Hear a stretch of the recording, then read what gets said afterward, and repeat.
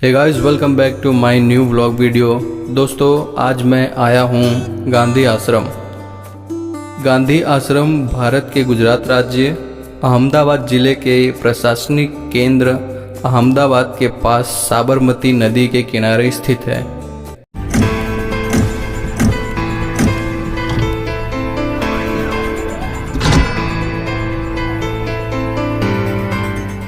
Video में बने रहिए और यहाँ के इतिहास के बारे में थोड़ी जानकारी हम आपको देना चाहते हैं, तो वीडियो को पूरा ज़रूर देखिए। गांधी जी के दक्षिण अफ्रीका से लौटने के बाद भारत में उनका पहला आश्रम 25 मई 1915 को अहमदाबाद के कोचरब क्षेत्र में स्थापित किया गया था। 17 जून 1917 में आश्रम को साबरमती के किनारों पर खुली जगह के भूभाग पर स्थानांतरित कर दिया गया था। इसके स्थानांतर के कारण थे गांधी जी रहन सहन पर, जैसे कि खेतीबाड़ी, पशुपालन, गौ प्रजनन, खादी और संबंधित रचनात्मक गतिविधियों, जिनके लिए वो इस प्रकार की बंजर भूमि की खोज में थे।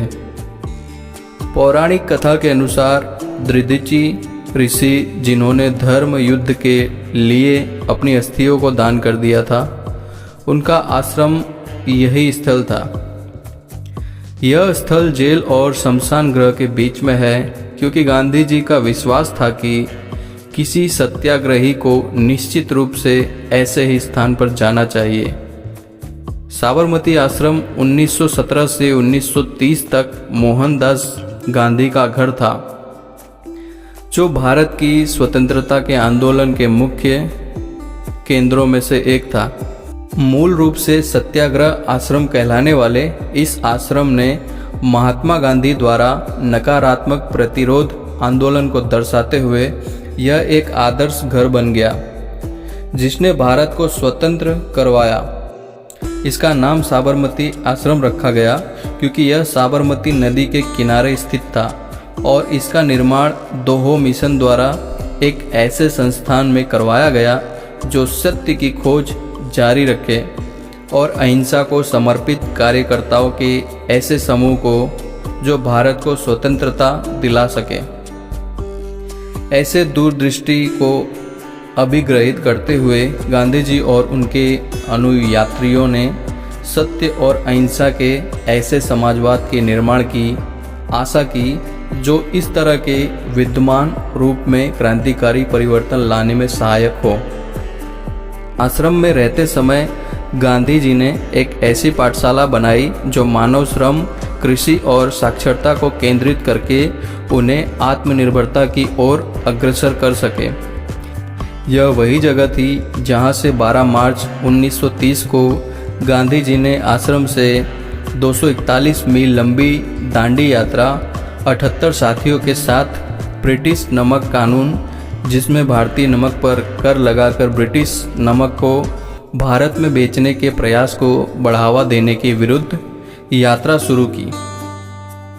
इस बहुसंख्यक जागरूकता ने ब्रिटिश जेलों को 60,000 स्वतंत्रता सेनानियों से भर दिया।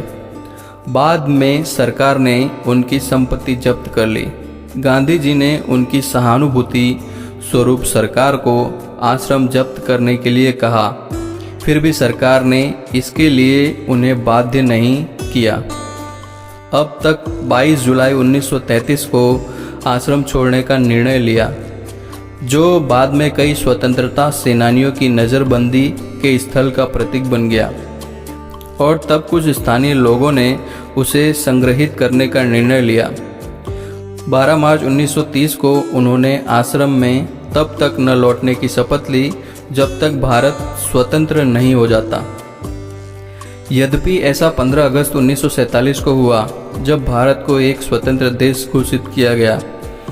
गांधी जी की हत्या जनवरी 1948 में कर दी गई और वे यहाँ कभी वापस नहीं आए। वर्षों बीत जाने पर आश्रम उस आदर्श का घर बन गया जिसने भारत को स्वतंत्र बना दिया। इसने अनगिनत देशों और उनके लोगों को दबाने वाले बलों के विरुद्ध युद्ध करने में सहायता की। आज आश्रम प्रेरणा और मार्गदर्शन स्रोत के रूप में सेवा करता है और गांधी जी के जीवन के मिशन के स्मारक और उनके लिए जिन्होंने इस तरह का समान संघर्ष किया उनके लिए साक्ष्य बन गया है।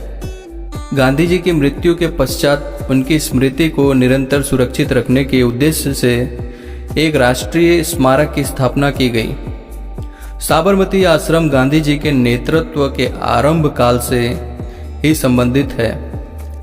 अतः गांधी स्मारक निधि नामक संगठन ने यह निर्णय किया कि आश्रम के उन भवनों को जो गांधी जी से संबंधित थे उन्हें सुरक्षित रखा जाए। इसलिए 1951 में साबरमती आश्रम सुरक्षा एवं समृद्धि न्यास अस्तित्व में आया।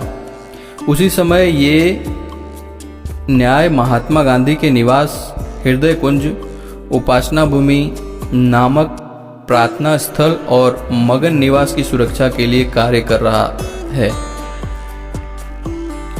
हृदय कुंज में गांधी जी एवं कस्तूरबा ने लगभग 12 वर्षों तक निवास किया था। 10 मई 1963 को श्री जवाहरलाल नेहरू ने हृदय कुंज के समीप गांधी स्मृति संग्रहालय का उद्घाटन किया। इस संग्रहालय में गांधी जी के पत्र, फोटोग्राफ और अन्य कई दस्तावेज रखे गए हैं।